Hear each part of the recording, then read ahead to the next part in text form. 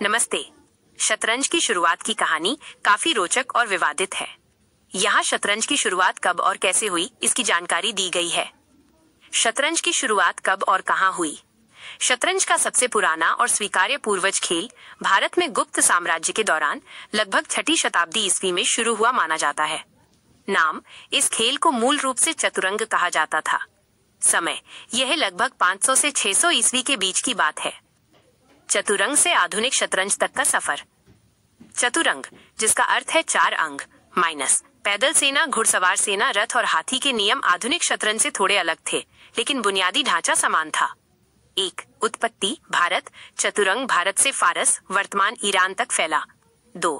फारसी रूप। फारस में इसे शतरंज कहा जाने लगा।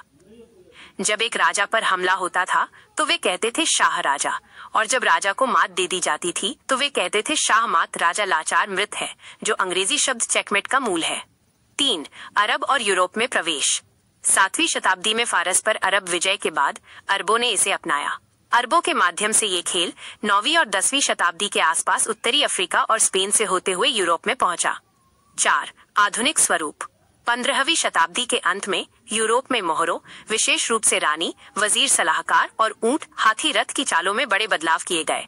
रानी को सबसे शक्तिशाली मोहरा बना दिया गया। इस बदलाव ने खेल को आज के हमारे आधुनिक शतरंज के रूप में स्थापित किया। निष्कर्ष तो संक्षेप में, कब और कहां? लगभग 6ठी शताब्दी ईस्वी में भारत में।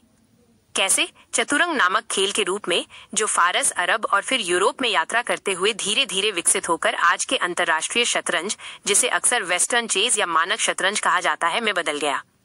क्या आप शतरंज के नियमों या किसी विशेष मोहरे की चाल के बारे में जानना चाहेंगे?